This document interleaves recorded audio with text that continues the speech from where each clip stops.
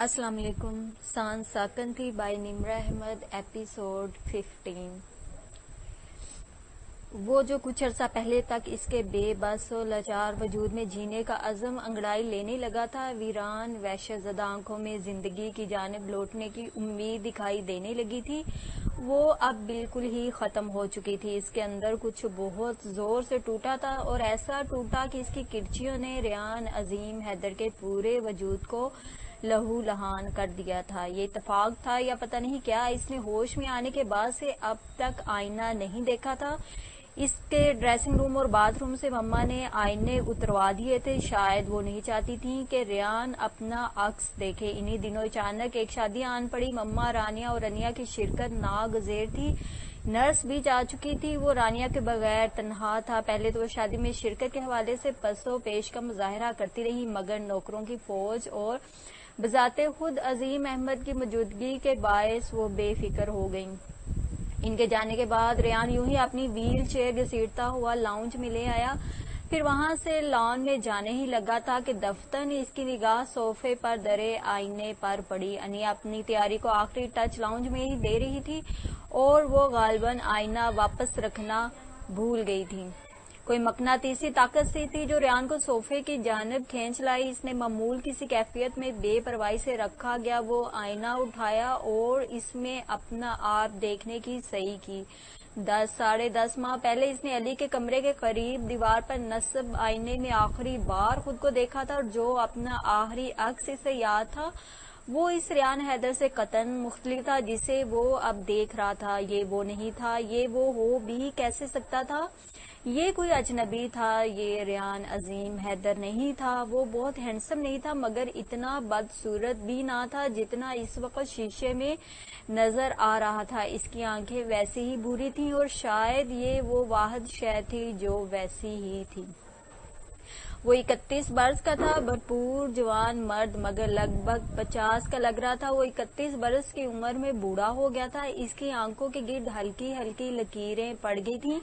ایسی ہی جھریاں اس کے ہونٹوں کی اطراف میں بھی دکھائی دیتی تھیں. اس کا چہرہ حیران کن حد تک پتلا ہو چکا تھا، جبکہ جلد کا رنگ سرخ و سفید سے کملا کر زرد سا ہو گیا تھا. مگر جو اس کے اندر سب سے بڑی تبدیلی آئی تھی، جس نے اسے گم کر دیا تھا، وہ اس کے بال تھے. ایک دفعہ کومے کی حالت میں اس نے انیا یا بیا کو مما سے اس کے بالوں کے متعلق استفسار کرتے سنا تھا، اور اس کا خیال تھا کہ اس کے بال شاید گر گئے ہیں، کینسر کے مریضوں کی طرح. مگر اس کے بال گرے نہیں تھے، بلکہ سفید ہو گئے تھے جگہ جگہ سے. کتنی ہی دیر وہ اپنے عکس کو دیکھتا رہا، اپنے سامنے موجود بوڑھے شیر کو دیکھتا رہا. پھر اس نے آئینہ آہستگی سے میز پر رکھ دیا. وہ رونا نہیں چاہتا تھا. کوئی بھی رونا نہیں چاہتا ہے، مگر آنسو نکل آتے ہیں بے بسی کے، لاچاری کے، مجبوری کے. وہ سر ویل چیئر کی پشت سے ٹکائے، آنکھیں موندے باہر لان میں بیٹھا تھا. شام کا وقت تھا. سرد خنک ہوا ہلکی ہلکی چل رہی تھی. فضا میں گھر لوٹتے پرندوں کی چہکار سنائی دے رہی تھی. ٹھک ٹھک. ریان نے قدرے جھنجھلا کر آنکھیں کھولی. یہ مسلسل آتی ٹھک ٹھک کی آواز اس کی سماعت پر ہتھوڑے برسا رہی تھی. اس نے بیزاری سے ارد گرد نگاہ دوڑائی. اس سے چند گز کے فاصلے پر ہیشم کھڑا بال سے کھیل رہا تھا. وہ فٹ بال نہیں، سیاہ ٹیپ سے لپٹی ٹینس بال تھی. ٹیپ کے باعث وہ وزنی اور سخت ہو گئی تھی، اور زمین پر لگنے سے ایک ٹھک ٹھک کی آواز پیدا ہو رہی تھی. ریان بلو جینز اور گہرے سرمئی رنگ کے سویٹر میں ملبوس ہیشم کو چند ثانیے یوں ہی تکتا رہا. ٹھک. گیند زمین پر زور سے لگ کر فضا میں بلند ہوئی تھی. ریان کی آنکھوں کے سامنے ایک فلم سی چلنے لگی تھی. اسے ان تمام مایہ ناز بیٹسمینوں کی وکٹیں یاد آئی تھیں جو اس نے اپنی باؤلنگ کی جادوگری سے زمین سے اکھاڑ پھینکی تھی. ٹھک ٹھک. ہیشم نے ہتھیلی سے گیند کو دوبارہ نیچے پھینکا، اور اس کے زمین سے ٹکرانے سے زوردار آواز بلند ہوئی تھی. اس کو وہ تمام شاٹس اور باؤنڈریز یاد آئی تھیں جو اس نے کبھی لگائی تھیں. وہ زخمی نگاہوں سے سیاہ ٹیپ میں جکڑی گیند کو دیکھ رہا تھا. کبھی اس کے ہاتھوں میں بھی ایک سرخ گیند ہوتی تھی، کبھی اس کی انگلیاں بھی نہایت مہارت سے گیند کراتی تھیں. اس نے بے اختیار اپنے کمزور اور بے حد پتلے ہاتھوں کو دیکھا تھا. ٹھک ٹھک ٹھک۔ ایک پگھلا ہوا سیسا تھا جو ریان کے کانوں میں انڈیلا جا رہا تھا۔ اسے لگا کہ وہ مزید وہاں بیٹھا رہا تو شاید اپنے حواس کھو بیٹھے گا یا اس کے دماغ کی شریان پھٹ جائے گی۔ اس نے مرے مرے ہاتھوں سے ویل چیئر کا رخ اندر کی جانب موڑا۔ اپنے کمرے میں آ کر اس نے الماری کھول کر اس میں سے سبز رنگ کا کٹ بیگ نکالا اور اس کی زپ کھول کر اندر موجود تمام اشیاء بستر پر پلٹ دیں۔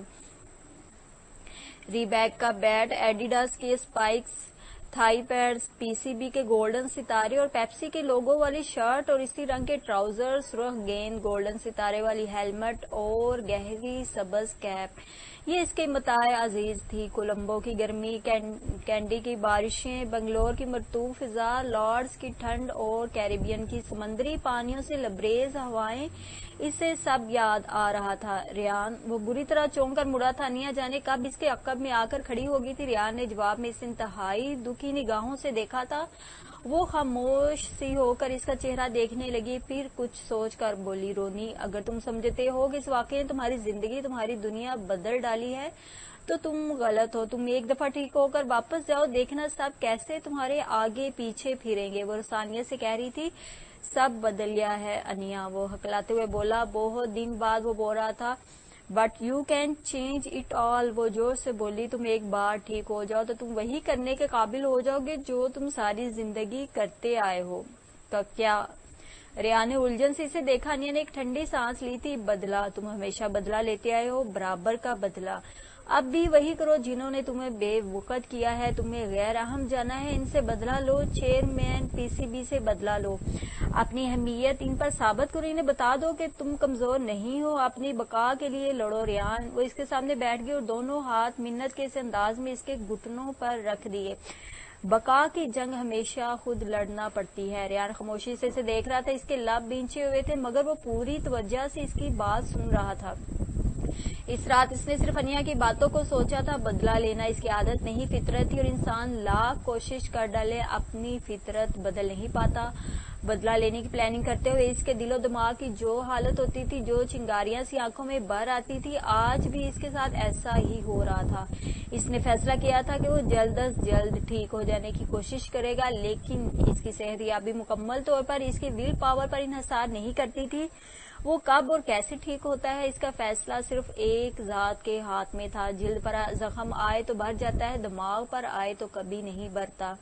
میڈیکل سائنس معجزوں سے انکار نہیں کرتی، اور کئی دفعہ میڈیکل ہسٹری میں ایسا ہوا ہے کہ اعصابی نظام بری طرح متاثر ہونے کے بعد بھی مریض چلنے پھرنے کے قابل ہو گئے تھے۔ البتہ ایسا کبھی نہیں ہوا کہ انسان برین انجری کے بعد پہلے جیسا ہو جائے۔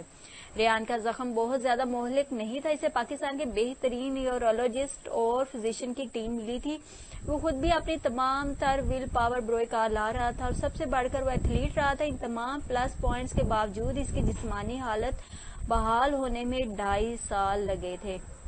انیا کا لیکچر سننے کے ٹھیک 1 برس اور 2 ماہ بعد وہ بیساکھی کے سہارے چلنے کے قابل ہوا تھا، اور مجموعی طور پر 2.5 سال میں وہ اپنے پیروں پر کھڑا ہونے کی صلاحیت حاصل کر چکا تھا۔ یوں سیڑھیوں سے گرنے کے 3.5 برس بعد اس کو اس کا جسم تو واپس مل چکا تھا، مگر اس کی زبان میں لکنت آ گئی تھی۔ تو کیا ہوا؟ موسیٰ علیہ السلام کی زبان میں بھی تو لکنت تھی۔ وہ سوچا کرتا تھا، وہ اس بات پر شکر ادا کرتا تھا کہ اس نے کم از کم اسے اس کا باقی سب کچھ تو لوٹا دیا تھا، اور اس پر وہ جتنا شکر ادا کرتا کم تھا۔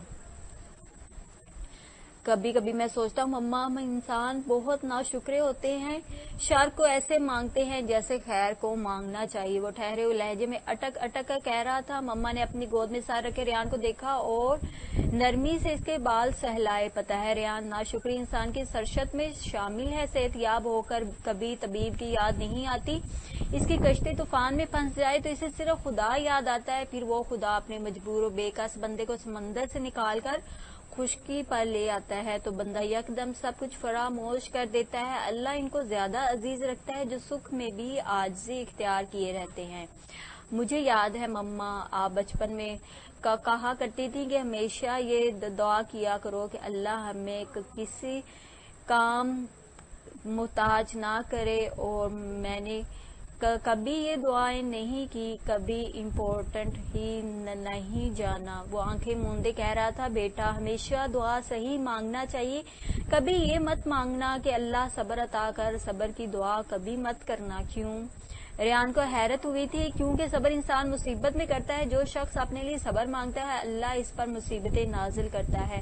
ہمیشہ دعا کیا کرو کہ اللہ آزمائشوں سے محفوظ رکھے، اور اگر آزمائش آئے بھی تو گھبرانا نہیں چاہیے۔ حضرت علی رضی اللہ تعالیٰ عنہ نے کہا تھا، جس شخص پر 1 برس تک کوئی مصیبت نہ آئے وہ سمجھ لے کہ اس کا رب اس سے ناراض ہے۔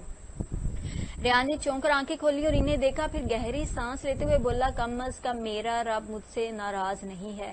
جو شخص بیمار ہوتا ہے اس کے گناہ بخش دیے جاتے ہیں۔ بیماروں سے دعا کروانی چاہیے، ان کی دعا جلدی قبول ہوتی ہے، اور بعض لوگ بیماری میں دعا کرتے ہیں کہ یا اللہ موت دے دے۔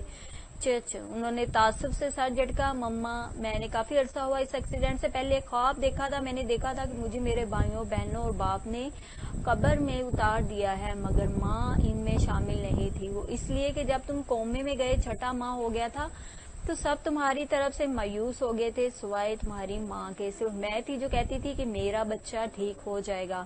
وہ مسکراتے ہوئے اس کے بالوں میں انگلیاں چلا رہی تھی۔ مما وہ چہرے پر سوچ کی پرچھائیاں لیے پوچھ رہا تھا، یہ ماں اتنی پر امید کیوں ہوتی ہے؟ ریان تم ماں کی کیمسٹری نہیں سمجھ سکتے، انہوں نے بڑے مدبرانہ انداز میں کہا تھا۔ سمجھ سکتا ہوں۔ ریان نے نظر اٹھا کر انہیں دیکھا اور چند لمحے دیکھتے رہنے کے بعد بولا، ماں اور خدا وہ ہستیاں ہیں جن کی محبت رحمت اور شفقت بے حساب ہوتی ہے۔ اس دنیا میں اللہ تعالیٰ کے احکامات کی روز نافرمانی ہوتی، لوگ اس کی ذات کو ماننے سے انکاری ہوتے ہیں، مگر کیا وہ انہیں روزی دینا بند کر دیتا ہے؟ کیا چشمے سوکھ جاتے ہیں؟ کیا اناج کا قحط پڑ جاتا ہے؟ نہیں نا، وہ اپنے نافرمان بندوں کو بھی رزق دیتا ہے۔ خدا جب بھی کسی بات کو واضح کرنا چاہتا ہے وہ انتہائی خوبصورت تشبیہات کا استعمال کرتا ہے۔ قرآن میں جنت و جہنم، عذاب و ثواب، ہر شے کو مثال دے کر واضح کیا گیا ہے، مگر جب بات آتی ہے بنی نوع انسان سے محبت واضح کرنے کی تو وہ فوراً کہتا ہے میں 70 ماؤں سے زیادہ محبت کرنے والا ہوں۔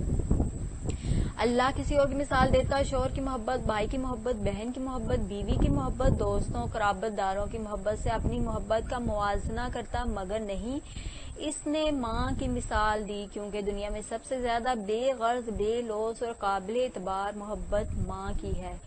ماما چند لمحوں بعد وہ دھیرے سے بولا، آپ نے میرے لیے بہت کچھ کیا ہے، اپنا آپ قربان کر دیا ہے، میں تو آپ کا شکریہ بھی ادا نہیں کر سکتا۔ میں نے جو کیا وہ ہر ماں کرتی ہے، بس اولاد کا احساس نہیں ہوتا۔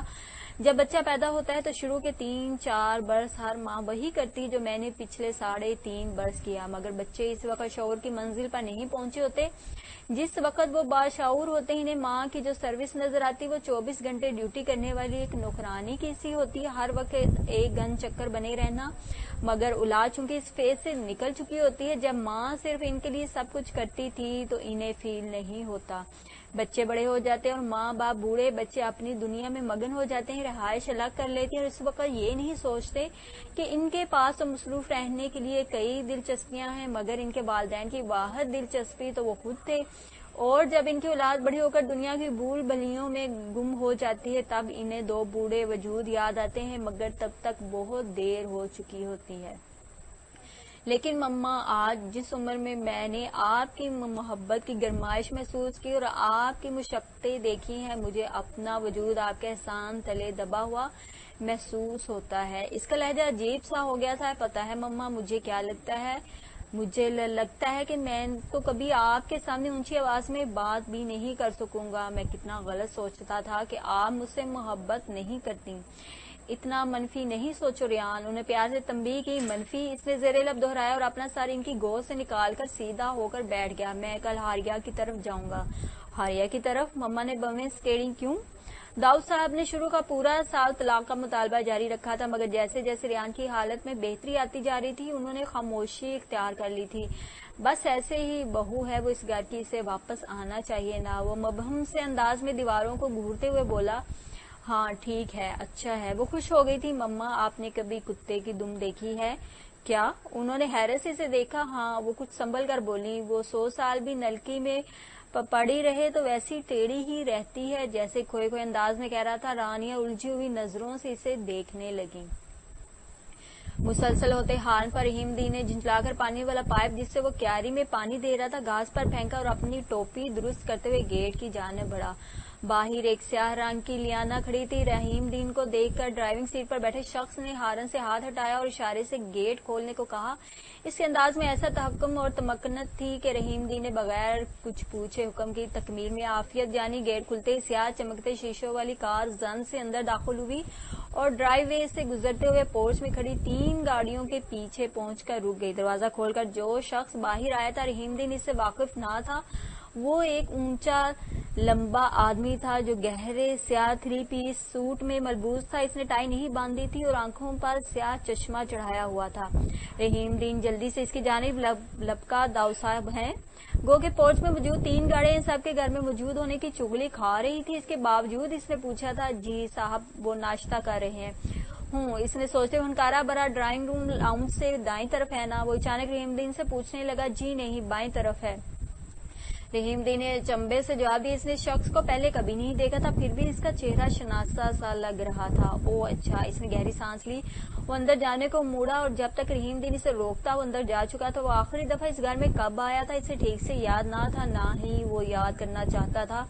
जहन में जमा हर तरह के ख्यालात को झटक कर वो लाउंज में से होते हुए डाइनिंग हॉल में चला आया और दरवाजे को हल्का सा बजाकर गोया अपनी आमद की इतला दी।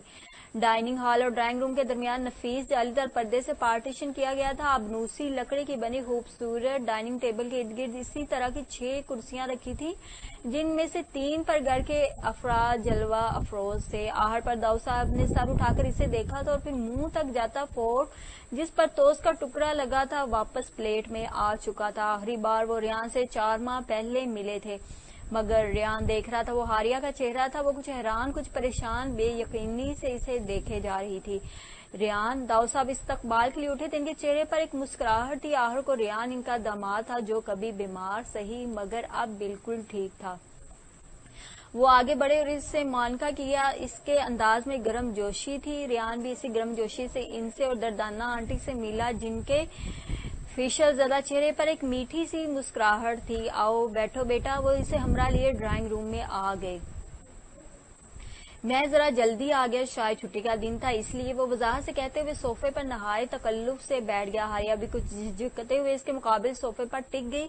वो रियान को देखकर खुश हुई थी, ये इसकी शक्ल से जाहिर था। इट्स ओके, हम बस नाश्ता ही कर रहे थे। फिर कुछ सोचते हुए पूछने लगे, तुमने नाश्ता किया? जी। इसने निगाहों का रुख हारिया की जानिब मोड़ते हुए कहा। वो इसी की तरफ देख रही थी मगर इसको अपनी तरफ देखता पाकर फौरन अपने नाखूनों की जानिब मुतवज्जा होगी। कैसे हो तुम बई? ठीक। तबीयत ठीक है ना? बस अल्लाह का बड़ा करम है, मुझे तो पहले यकीन था कि तुम बिल्कुल ठीक हो जाओगे। दाऊ साहब बड़ी अपनाइयत से कह रहे थे। रियान के लबों पर एक मुस्कुराहट रेंग गई। जी, ये तो आपका बड़ापन है कि आपको मेरे ठीक होने का यकीन था, वरना लोग तो मुझसे छुटकारा पाने की तमन्ना कर रहे थे। लोगों की बातों पर मत जाया करो। दर्दाना आंटी फौरन बोली थी। अच्छा क्या लोगे? अपना घर है, बेतकल्लुफ होकर बताओ। कोल्ड ड्रिंक अगर लेमन स्प्राइट है तो वो दर्दाना आंटी को अंदाजा नहीं था कि वो बाकी बेतकल्लुफ होकर बता देगा, लेकिन इनको इसके अंदाज पर खुशी हुई थी। वो उठकर किचन की तरफ चली गईं। अब आगे क्या करने का इरादा है? अजीम और रानिया का हाल अहवाल दरियाफ्त करने के बाद वो इस्तफसार करने लगे। जिस काम को दिल किया वो बेपरवाही से बोला, वैसे बेटा हमें तो तुम्हारा बहुत इंतजार था, कोई और होता तो बेटी को ना बिठाए रखता, कोर्ट चला जाता, मगर हमने तुम्हारा इंतजार किया और मुझे तो पक्का यकीन था कि तुम जरूर आओगे। रिया ने एक चुटती सी नजर हारिया पर डाली। जी। वरसान से गोया हुआ यकीन होने के बावजूद आपने रिया को खुला दिलवाने की कोशिश तो की थी ना? वो तो दाऊ साहब ने खुश लबों पर जुबान फेरी। वो तो हमाकत थी, वो बमुश्किल बोल पाए थे। किसकी? रिया ने संजीदगी से इन्हें देखते हुए पूछा। मेरी बीवी की। तुम्हें तो मालूम है कि ये औरतें कितनी अहमक और ना समझ होती हैं। वो सफाई पेश कर रहे थे। मगर मैं तो अहमक नहीं हूँ, मैंने हारिया को तलाक नहीं दी। ये तो तुम्हारी अक्लमंदी और नेकी है कि तुमने दर्दाना का फजूल और बेजा मुतालबा नहीं माना। दाऊ साहब दूसरों के कंधे पर रखकर बंदूक चलाने के आदी थे। जी हाँ। वो हारिया को देखते हुए बोला। रिया तो ऐसा बिल्कुल नहीं चाहती थी, वो इसका दिल बेटे की जानिब से साफ करने की कोशिश कर रहे थे। अच्छा वाकई? रिया ने इसकी जानिब देखकर ताई चाही थी। हारिया ने बाप को देखते हुए असबात में सर हिला दिया। मगर मैंने तो सुना था कि आपने मेरे कोमे से निकलने से पहले रिया की पसंदीदगी को मुद्देनजर रखते हुए इसके लिए एक अदद लड़का तलाश कर लिया था। मगर मेरे होश में आने के बाद आपको मेरे ठीक होने का यकीन होने लगा था। क्या ऐसा हुआ था? दाव साव पर घड़ों पानी पड़ गया। नहीं, ऐसी तो कोई बात नहीं, वो जल्दी से बोली थी। रिया ने नजरों का जाविया तब्दील करते हुए इसकी जानिब देखा। अच्छा, मुझे गलत फहमी हुई थी शायद। इसने माजरत ख्वाहाना अंदाज में कहा। दरअसल जब कोमे में था तो बांध बांध की बोलियां समाज से टकराती थी। लोगों को इनकी आवाजों से पहचानता था। एक साहब हारिया मेरा तलाक खुला वगैरह का जिक्र कर रहे थे। इनकी आवाज पे आपका गुमान हुआ था। अब आप कह रहे हैं, जाहिर है आप सच ही कह रहे होंगे। इसने लापरवाही से मगर चुभते हुए लहजे में कहा। छोड़ो, माजी की बातों को दोहराने का क्या फायदा। वो गुफ्तगू का रुख किसी और तरफ मोड़ना चाह रहे थे। मैं कोई कारोबारी शख्स थोड़ी हूं जो फायदा नुकसान देखूं। इसने नाक पर से मक्खी उड़ाई। वैसे रिया, इसने दूसरे सोफे पर बेचैनी से पहलू बदलती रिया को नजरों के हिसार में लेकर कहना शुरू किया। तुम्हारी तो शक्ल ही भूल गई थी। वो 3.5 साल तक इसके निकाह में होने के बावजूद इससे मिलने नहीं आई थी। जवाब में रिया ने मुस्कुराने की कोशिश की। बस वो आपकी तबीयत कैसी है? वो शर्मिंदा थी इसलिए जल्दी से बात बदली। फाइन, तुम कैसी हो?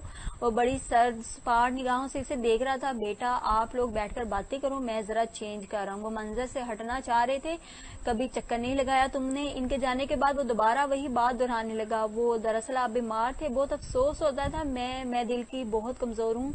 यूं लगता था कि अगर आपको देख लिया तो खुद पर शायद काबू नहीं पा सकूंगी। अपने ते रिया काफी अच्छी वजाहत दी थी। रियान इस दिन बहुत अच्छा लग रहा था। इसको रिया ने पहली बार 3 पीस सूट पहने देखा था। गो के इसके गहरे ब्राउनिश बालों में कहीं कहीं सफेद बाल झलक रहे थे, मगर वो इसके निखरे निखरे उजले उजले चेहरे को काफी सॉफ्ट लुक दे रहे थे। इसकी सूरत में वो पहले जैसी बात तो नहीं रही थी, मगर यह हकीकत थी कि अगर पहले वो हैंडसम था तो अब ग्रेसफुल हो गया था। अच्छा, रिया ने एक तवील सांस अपने अंदर खींची। बोडराना हो गया था ना मैं बीमारी के दौरान। अब भी काफी मुजहका खेसा हूँ, बूढ़ा बूढ़ा सा। वो जख्मी मुस्कुराहट के साथ कह रहा था। रिया ने सर उठाकर कुछ कहने के लिए लब खोले, मगर इसके तासरात देखकर रुक गई।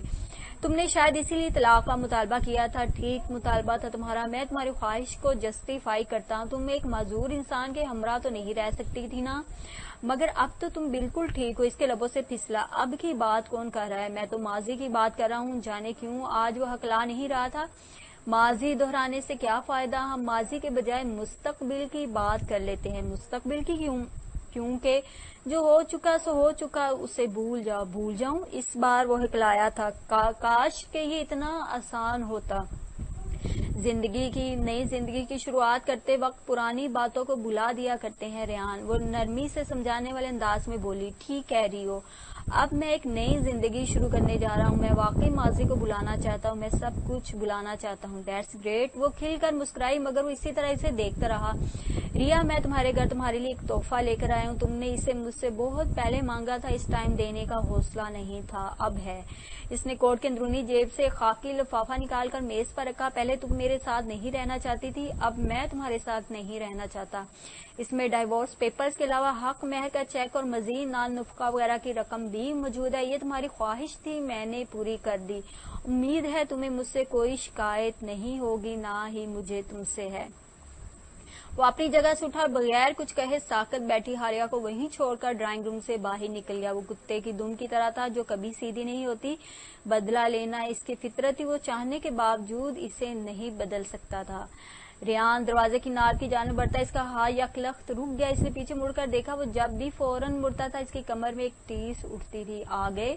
रानिया इसकी जाने बढ़ते हुए बशाशत से कहने लगी। रिया से मिले? इसने मुख्तसरन कहकर सर हिला दिया। फिर वो गालबन तफसीलात जानना चाहती थी। फिर क्या मम्मा, जब मैं मर रहा था तो वो मुझे पूछने तक नहीं आई। हम दोनों भला किस तरह एक दूसरे के साथ चल सकते हैं?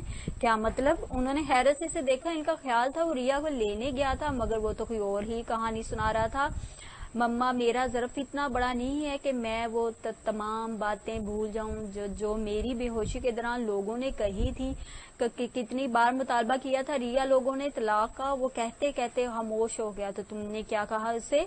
उन्होंने बेताबी से पूछा। कहना क्या था? मैंने इसे तलाक दे दी है। वो रसानिया से गोया हुआ रियान وہ شاکڈ رہ گئی، نے کم از کم اس سے یہ توقع نہ تھی. سوری مما، مگر میرا اتنا ظرف نہیں ہے، میں اسے معاف کر دیتا تب بھی شاید اس کے ساتھ چل نہ پاتا. یہ تو وہ عورت ہے جس نے میرے سیڑھیوں سے گرنے پر میرا ساتھ چھوڑ دیا. اب جب کہ میں دوبارہ سیڑھیاں چڑھنے کے قابل ہوا ہوں تو وہ میرا ساتھ قبول کرنے کو تیار ہے. کل کو میں پھر اپاہج ہو گیا تو وہ مجھے پھر چھوڑ جائے گی. وہ دو ٹوک انداز میں کہہ رہا تھا. لیکن ریان، تم مجھے بتاتے تو صحیح. بتا دیتا تو آپ مجھے منع کر دیتی ہیں، اور میرے اندر آپ کی بات ٹالنے کا حوصلہ نہیں ہے مما. اف، فار گاڈ سیک مما، میں اس کے ساتھ نہیں رہ سکتا تھا، وہ شکستگی سے کہنے لگا. رانیہ نے اسے تعصب سے دیکھا اور ایک ٹھنڈی سانس بھری. ریان، تم اس لڑکی کی جگہ خود کو رکھ کر سوچو. وہ جوان خوبصورت لڑکی تھی. وہ بلا کس طرح؟ ماں نے یہ سب سوچا ہے مما؟ وہ تیزی سے بولا. مگر میں اس نتیجے پر پہنچا ہوں کہ دنیا میں کتنی ہی عورتیں ایسی ہوتی ہیں جن کے شوہر معذور ہو جاتے ہیں تو کیا وہ ان کو چھوڑ جاتی ہیں؟ نہیں مما، ہر کوئی نہیں چھوڑتا، بس ریا جیسی لڑکیاں چھوڑ دیتی ہیں. اچھا تم یہ بتاؤ، تم ڈپریس تو نہیں فیل کر رہے اپنے فیصلے پر؟ انہوں نے جانچتی نگاہوں سے ریان کا چہرہ دیکھا. جواباً وہ ہولے سے مسکرا دیا. میں بالکل مطمئن ہوں مما، آئی ایم فائن، بس اب سوؤں گا. اوکے، اب تم آرام کرو. وہ چہرے پر سوچ کی پرچھائیاں لیے وہاں سے ہٹ گئیں تو ریان دروازہ کھول کر اندر کمرے میں چلا آیا. شام کو جب وہ سو کر اٹھا تو وہ فریش ہو جانے کے بعد کمرے سے باہر نکلنے ہی لگا تھا کہ اپنے ذکر پر اس کے قدم خود بخود رک گئے. میرا خیال ہے اس نے بالکل ٹھیک کیا ہے. اس کی سماعت سے ڈیڈ کی گمبھیر آواز ٹکرائی. وہ غور سے سننے لگا. اگر وہ خود نہ کرتا تو میں اسے یہی مشورہ دیتا.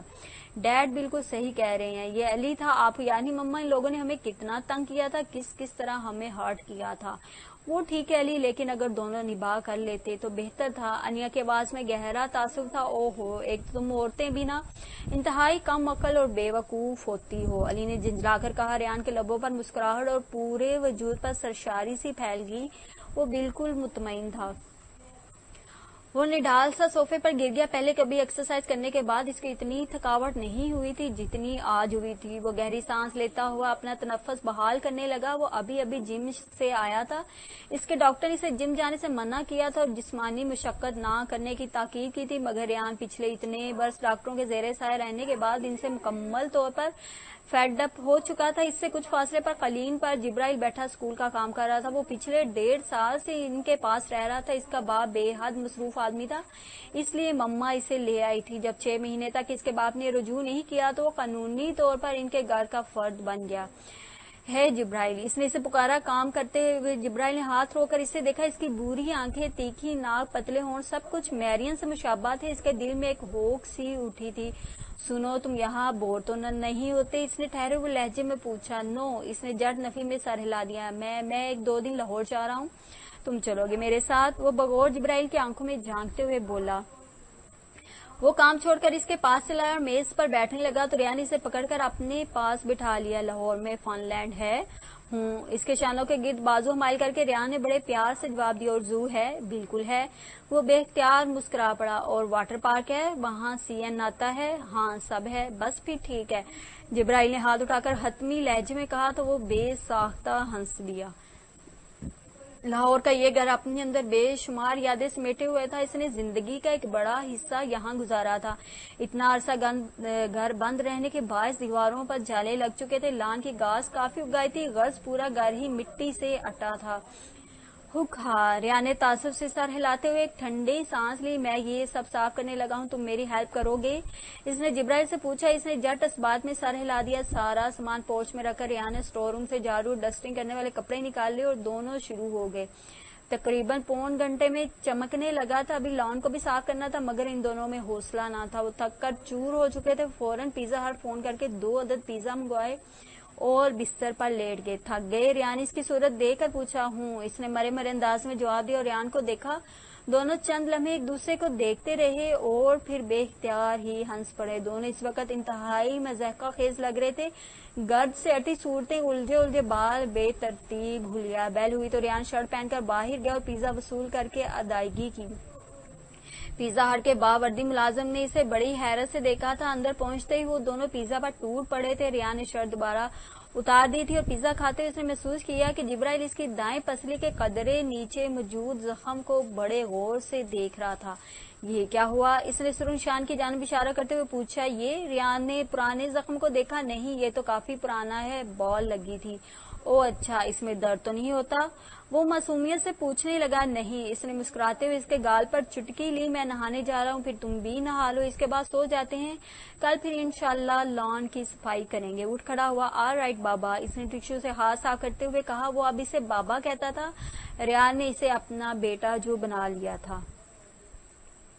बहुत अरसे बाद इसने इस ऑफिस में कदम रखा था। वो सुस्त कदमों से चलता हुआ शीशे की सतह वाली टेबल तक पहुंचा और अपनी सूखी हुई जर्द उंगलियों से चिकने ठंडे शीशे को छुआ। वो जैसे खुद को यकीन दिलाना चाह रहा था कि वो हकीकत है, ख्वाब नहीं। इसने अपनी कजाफी स्टेडियम में वापसी का मंजर तखय्युल में इतनी बार देखा था कि अब इसको असल में महसूस करते हुए वो सब ख्वाब सा लग रहा था। कितनी ही देर वो इस पावर ऑफिस में घूम फिर कर जायजा लेता रहा, फिर इस कुर्सी पर बैठ गया जिस पर बैठकर हर शख्स का दिमाग खराब हो जाता है। अरमगान पिछले 2.5 साल से कप्तान था। मिर्जा साहब का इक़्तिदार तो जाहिर अपने वक्त पर खत्म होना था।